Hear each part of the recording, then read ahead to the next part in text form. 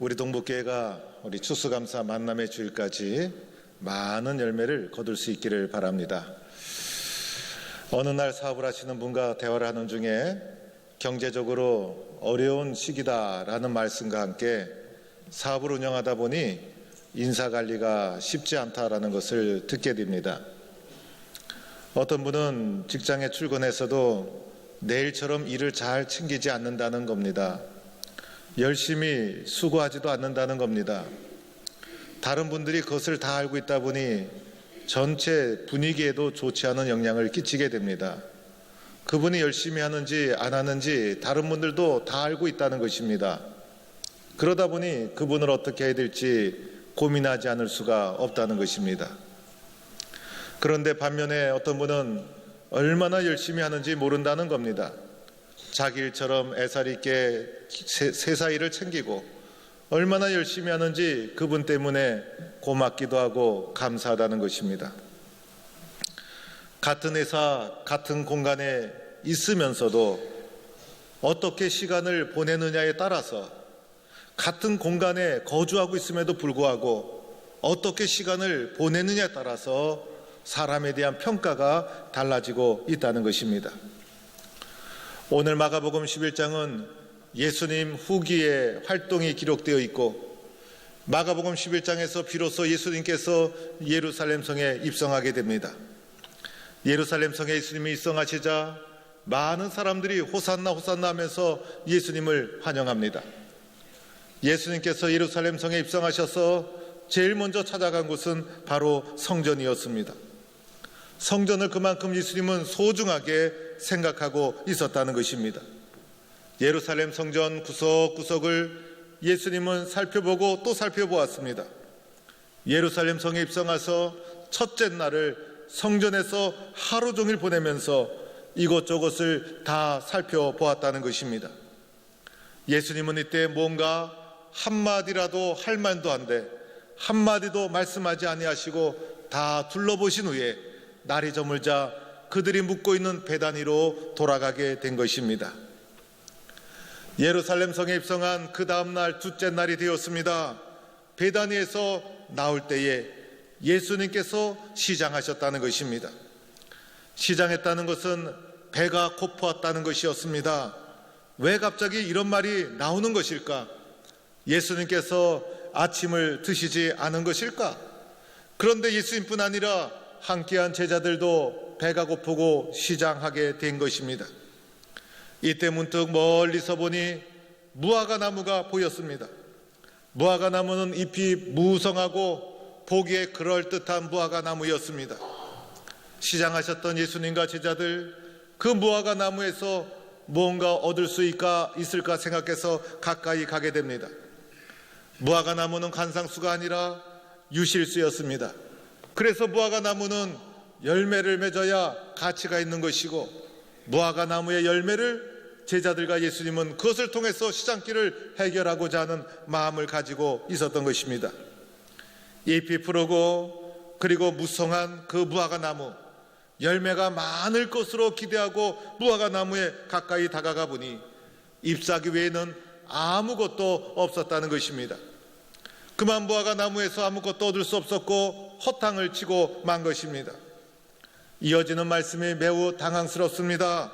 열매가 없는 이유가 이어서 나오게 되는데 열매가 없는 이유가 바로 무화과의 때가 아니었기 때문이라는 것입니다.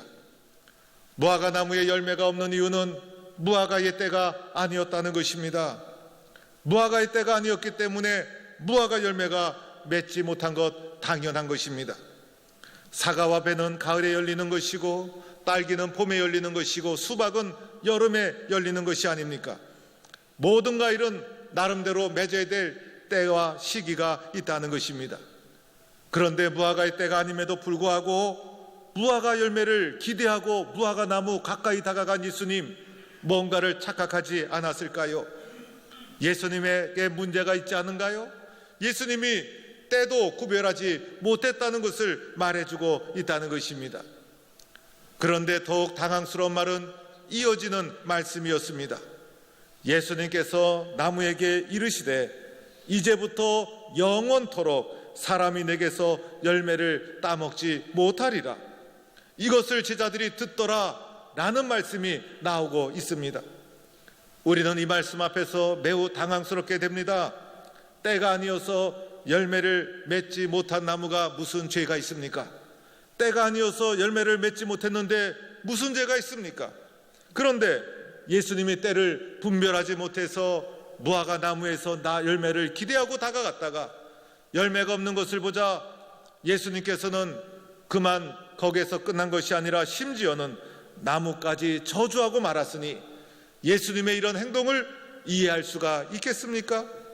때가 되지 않은 나무에 열매를 요구하고 그리고 심지어는 열매가 없자 저주까지 한 예수님의 모습을 우리는 오늘 보고 있다는 것입니다. 버트랜드 러셀이라는 유명한 철학자는 나는 왜 기독교인이 아닌가라는 책에서 이 부분을 지적했습니다. 제철도 아닌데 열매를 요구하고 저주까지 한 예수님의 모습은 불합리하다는 것이에요.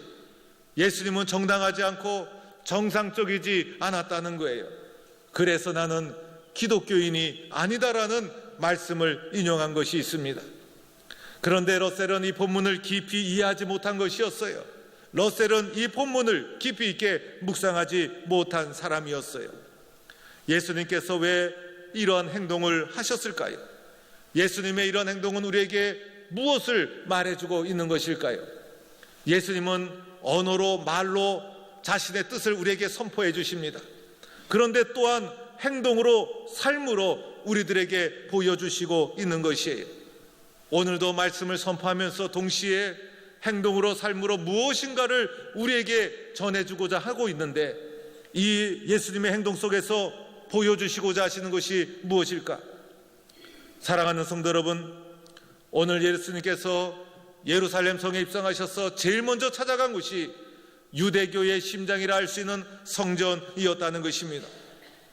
성전은 유대교의 심장이고 이 성전을 중심으로 유대교와 이스라엘의 모든 율법이 돌아가고 진행되고 있었다는 것입니다. 예수님은 첫날 첫 번째 성전에 찾아가셔서 하루 종일 성전에 머물며 성전을 구석구석 살펴보며 성전에 대해서 많은 것을 생각하고 많은 것을 묵상했을 것입니다. 성전에 대해서 예수님은 하고 싶은 말이 많았음에도 불구하고 한마디도 말씀하지 않았다는 것입니다. 그리고 그 다음날 베다니에서 나올 때 예수님은 시장하셨는데 이 시장했다는 것은 굶주렸다, 배고프다라는 뜻을 가지고 있습니다. 그런데 시장하다는 것은 배고픔, 굶주림만을 말하는 것이 아니더라는 것이에요. 여기에 쓰여진 헬라어 페이나우라는 것은 배고프다라는 뜻을 가지고 있는데 이것은 육신의 배고픔만을 말하는 것이 아니더라는 것이에요. 히딩크 감독이 나는 아직도 배고프다, 배고파서 말한 것이 아니었어요. 승리를 하고 나서 나는 아직도 승리에 대해서 갈망하는 마음이 있다라는 것을 배고프다라고 표현하고 있는 것이죠. 오늘 여기서 무화과 나무를 보기 전에 예수님께서 시장하시고 배고팠다는 것은 예수님의 심령 속에 간절한 바램과 희망, 배고픈 심정, 열망이 가득 차 있었다는 거예요. 제자들의 심정에도 뭔가 간절히 바라는 마음을 가지고 있었다는 것을 말해주고 있는 것이에요. 무화과 나무는 또한 무엇을 의미하는 것일까? 무화과 나무는 바로 이스라엘을 가리키고 있는 것이에요. 예수님께서 무화과 나무를 바라보신 것은 이스라엘을 향한 간절한 소망을 가지고 있었다는 것입니다. 요한복음 1장에 보면 예수님께서 나다나엘을 부르실 때 이렇게 부르고 있어요. 이는 참으로 이스라엘 사람이라 그 속에 간사한 것이 없도다. 나다나엘이 당황해서 예수님 어떻게 저를 아십니까? 그러자 예수님 하신 말씀이 내가 무화과 나무 아래에 있을 때에 보았노라. 무화과 나무는 이스라엘을 상징하고 율법과 유대교를 상징하는 것이 무화과 나무였다는 것입니다. 이 무화과 나무를 멀리서 보니 그럴듯하게 보였다는 것이에요. 거리를 두고 겉모습을 보니 너무너무 잎이 무성한 멋있는 나무였다는 것입니다. 보기에 얼마나 좋았는지 모릅니다. 그러나 가까이 가서 뭔가 열매가 있을 줄 알고 다가서 보니 열매가 없었다는 것입니다. 아무것도 없었다는 것입니다. 유대교에 대하여 많은 기대와 열망을 백성들은 가지고 있었지만은 그들은 입만 무성하고 아무 열매도 없는, 아무 기대감도 채워줄 수 없는 유대교와 이스라엘의 현재의 상황을 말해주고 있다는 것입니다. 멀리서 보면 겉모습 잘 보이게 할 수 있잖아요. 겉모습은 잘 치장만 하면 멋지게 보여줄 수가 있더라는 것이에요. 우리 여자분들 화장을 하는 것 보면요, 예술이다라는 생각이 들어요. 여자분들은요 다 화가예요. 예술가이시고 한두 번 그려봤겠어요? 남자들은 로션을 손에 딱 발라서 그냥 대충 문대면 끝나는 거예요. 여자분들은 거울 앞에 서서 그리는 것이, 이게 보통 한 분야에 10년을 하면요 그 분야의 전문가, 최고의 권위자가 될 수 있어요. 그런데 그리는 것을 10년만 해봤겠습니까? 20년, 30년, 40년 그러다 보니 얼마나 잘 그리겠어요. 그러니까 여자분들은 다 일종의 예술가이며 화가예요. 얼마나 잘 그려놓는지 몰라요. 그래서 눈도 가만히 보면요 잘 그렸어요. 원래 눈은 안 그런데 이렇게 눈도 선명하게 좀 크게, 눈썹도 원래 눈썹은 안 그런데 예술적으로 착 그려가지고 아주 싹 예쁘장하게 딱 그려놓고, 그리고 요런 데도 이제 색조를 좀 집어넣어가지고 가름하게 좀 보이고, 코도 이렇게 약간 이렇게 색조를 집어넣고, 원래 입술도 안 그런데 빨간 거 갖다 이렇게 좀 덧칠해가지고 도톰하게 이제 보이기도 하고, 또 이 색깔도 시시때때로 또 변화를 주는 거예요. 그래서 그리는 연습을 하도 하다 보니까 여자분들은 예술가. 거기다가 또 조명이 탁 내리쬐고 거리를 두고 멀찍이 서 보면요 사람이 멋지게 딱 보이는 거예요. 미장원에 가서 좀 투자를 해가지고 머리도 이렇게 좀 단장하고 이래 보면 딴 사람으로 보일 때가 있어요. 그래서 새벽에 쌩얼, 그러니까 이게 그냥 얼굴을 여자분들은 잘 안 보여줘요. 그래서 갑자기 나오라 그러면 싫어해요. 그래서 여자분들은 시간이 필요한 거예요. 남자들은 그냥 후다닥 나가면 되는 건데 여자분들은 시간이 필요해요. 그런데 새벽에 나올 때 이제 화장을 분장을 미처 못해가지고 이제 앉아 있으면, 제가 새벽기도 때 찬송가를 인도하다가 이렇게 보면요 가만히 있어 보자, 저분이 김지사 같기도 한데 이상하다 하다가 한 4절 부를 때쯤 되면 아 김지사 맞구나 이렇게 생각이 드는 분이 어쩌다가 간혹 있어요. 근데 그때는 그분이 하여튼 잠을 잘 못 잤는지 쌩얼에다가 얼굴이 막 통통 부어가지고 막 이상하게 막 머리도 푸시 해가지고 막 나오면 가끔가다 저도 헷갈릴 때가 있어요. 그래서 여자분들은 이렇게 여러 그리다 보니까 예술가이면서 화가다. 그래서 이걸 10년, 20년 하다 보면 다 피카소 같은 전문가가 되는 거예요. 그래서 멀리서 보면 예쁘게 겉모습을 잘 만들 수 있다. 남자분들의 겉모습도 있어요. 남자분들의 겉모습은 무엇인가 하니 능력 있는 척, 그죠? 그리고 뭔가 대단한 척, 그리고 뭔가 실력 있는 척해서 그런 포장을 자기를 막 해야 돼요. 그래서 과시를 하고 드러나고 싶은 것. 그래서 겉에서 보면 대단한 사람, 그리고 능력 있는 사람, 그리고 실력 있는 사람으로 겉에서 멀찍이 보게 되면 그렇게 보여줄 수가 있다는 거예요. 그렇게 보여줄 수도 있고 그렇게 보이게 된다는 거예요. 무화과 나무처럼 그럴듯하게 보였던 것, 겉모습만 이렇게 보였던 것이 오늘 이스라엘과 이스라엘을 대표하는 유대교의 현실이 이러했다는 거예요. 저는 이런 말씀을 묵상할 때마다 오늘의 한국교회가 생각이 또 납니다. 오늘 한국교회가 이러하지 않은가? 잎이 무성한 무화과 나무가 아닌가? 이런 마음을 가질 때마다 마음이 아프게 됩니다. 겉모습은 화려했지만은 속이 텅텅 비어 있는 것, 아무 열매도 없는 것, 왜 그랬을까요? 오늘 이유는 무화과의 때가 아님이라. 무화과의 때가 아님이라. 성전이라는 공간을 주님이 다 살펴보았는데 열매 없는 이유는 무화과의 때가 아님이라 라고 하면서 때에 대해서 주님이 말씀하고 있더라는 것입니다. 사랑하는 성도 여러분, 오늘 우리는 말씀의 의미를 다시 한번 잘 묵상해 볼 필요가 있어요. 예수님은 성전을 하루 종일 살펴보았어요. 성전을 제일 먼저 찾아갔어요. 유대교의 심장이라고 있는 이 성전이라는 공간, 너무나 소중한 것이었어요. 유대교는 예루살렘 성전 그 공간을 중심으로 하는 돌아가는 종교였어요. 멀리서 보면 화려한 성전, 겉모습은 멋있고 그리고 그럴듯하고 화려했어요. 그런데 공간 중심의 종교가 가져올 수 있는 피해가 있어요. 첫째는 형식주의에 흐를 수가 있어요. 내용보다도 성전이라는 공간에 와 있다는 형식, 그게 중요했어요. 하나님의 뜻보다도 순례를 해서 그 공간에 왔다 갔다는 형식, 그게 중요했어요. 그래서 형식을 채우면 의무를 다했다 생각하는 거예요. 그래서 공간 중심의 종교가 가질 수 있는 피해, 형식주의에 흐를 수 있다는 거예요.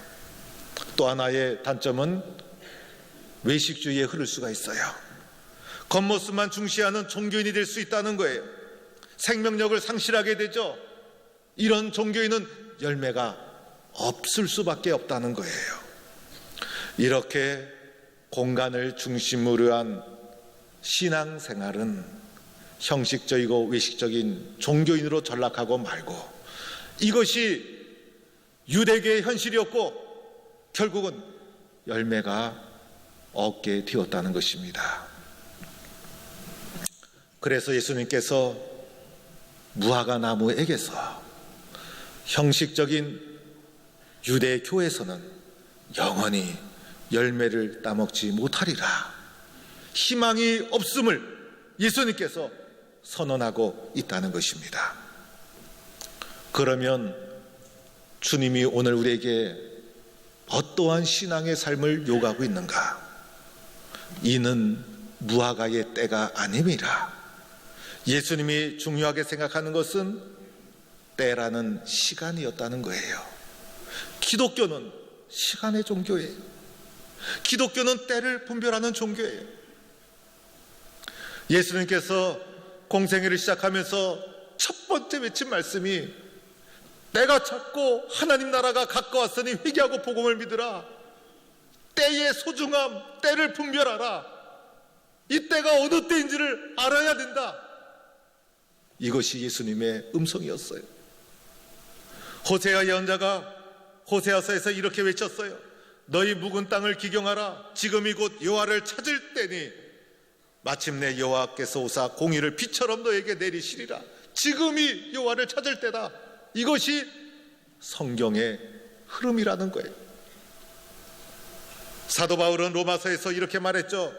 너희가 이 시기를 알거니와 자다가 깰 때가 벌써 되었느니라. 고린도서에서는 보라 지금이 은혜 받을 때요, 보라 지금이 구원의 날이로다. 기독교는 시간의 종교요, 시기를 분별해야 되는 것이고 공간에서 시간으로 우리의 신앙의 중심이 이동해야 된다는 거예요. 무화과의 때가 아니었다는 것, 시기를 분별하지 못했다는 것이죠. 때가 되지 않았다는 거예요. 때를 구별하지 못해서 열매가 없었다는 거예요. 과일은 때에 따라 열매를 맺게 되는 거예요. 과일이 열매 맺는 것은 시간이 중요하잖아요. 장소나 지역에 따라서 맺히는 시기가 다른 것이 아니잖아요. 이곳에 심었던, 서울에 심었던, 가을이라는 때가 되면 사과가 맺히는 것. 그래서 열매는 시간이 중요한 거예요. 때가 중요한 거예요. 그러나 공간에 머물러 만족하고 있었을 때 아무런 열매가 없었다는 것이에요. 사랑하는 성도 여러분, 우리가 예배당이라는 공간에 머물러 있다는 것만으로 만족하고 위로를 받는다면 우리 또한 형식적이고 그리고 열매 없는 신앙인으로 전락하고 말 것입니다. 지금이 어느 때인지를 분별해야 된다는 것입니다. 공간에 있는 것도 중요하지만 더 중요한 것은 이 시간에 나는 무엇을 하고 있는가. 예배당에 머물러 있는 것도 중요하지만 더 중요한 것은 바로 이 순간 나는 하나님을 더 깊이 의지하고 있는가. 나의 믿음은 증진되고 있는가. 나는 하나님과 교제하고 있는가. 은혜를 받고 있는가. 주님을 의지하고 있는가. 하나님과 어떤 시간을 보내고 있는가. 이것이 우리의 삶에 더 중요하다는 거예요. 구원의 사건이 선행되어야 한다는 것을 말해주고 있다는 거예요. 우리 교회는 다음 주일에 추수감사 만남의 주일을 진행하게 됩니다. 추수감사는 잔치날입니다. 잔치에는 손님이 없으면 의미가 없어요. 우리끼리 기뻐하고 우리끼리 즐긴다면 큰 의미가 없는 거예요. 많은 사람이 와야 되는데 그 중에는 우리 가족이 될 수도 있고 내가 품은 태신자가 될 수도 있고 신앙생활하다가 쉬고 있는 영혼일 수도 있고 주님 앞에 감사의 제단을 쌓을 때 내가 많은 영혼의 열매도 함께 드릴 때 감사가 축제여 잔치가 되는 것이고 의미가 있다는 것입니다. 그러면 우리는 지금이 어느 때인지를 분별해야 합니다. 먼저는 지금이 바로 전도하지 않으면 안 되는 때라는 거예요. 지금 전도하지 않으면 안 된다는 거예요. 내가 아니면 예수 만날 수 없는 영혼들, 내가 아니면 구원받을 수 없는 영혼들, 내가 붙잡지 않으면 붙잡아줄 수 없는 영혼을 지금 전도하지 않으면 안 된다는 것입니다. 지금의 영혼을 거둘 수 있는 기회요 때라는 사실을 기억해야 합니다. 또한 지금은 기도하지 않으면 안 될 때예요. 추수감사 만남의 주를 앞두고도 영혼을 추수하는데도 기도가 필요한 거예요. 주님, 저 영혼을 구원하여 주옵소서. 주님, 저 영혼을 주님께서 도와주옵소서. 전도는 내 힘으로 하는 것이 아니라 기도하다 보면 힘을 주시고 능력을 주시고 길을 열어주시고, 기도하다 보면 영혼의 추수만을 위해서 기도하는 것이 아니라 나를 위해서 기도하게 되고 가정을 위해서 기도하게 되고, 또한 나라가 얼마나 혼탁합니까? 주님, 이 나라를 지켜주세요. 기도하지 않을 수가 없다는 거예요. 또한 지금은 감사할 때라는 것입니다. 감사도 때가 지나면 할 수가 없는 거예요. 무엇이든지 때와 시기가 있다는 거예요. 1년에 농사를 결전하는 추수감사의 때에 나는 무엇으로 주님 앞에 감사의 제단을 쌓을까? 내가 드릴 수 있는 가장 값진 것으로, 최고의 것으로 나의 심령과 받은 은혜를 감사로 표현하고, 거두어 드릴 영혼을 위해서도 감사로 표현하고, 이런 감사의 마음이 나에게 충만히 넘친다면 우리들은 지혜롭게 때를 분별하는 성숙한 신앙인이 될 줄로 믿습니다. 사랑하는 성도 여러분, 때를 분별하지 못하면 아무런 열매도 없고 희망도 없어요. 그러나 때를 분별하여 시간 주님 앞에 주어진 시간에 최선을 다해서 기도하고 전도하고 달려간다면 나를 통해서 풍성한 열매가 맺혀지게 될 줄로 믿습니다. 이런 열매를 맺어 하나님께 영광을 돌리는 성도가 되기를 주의 이름으로 축원합니다.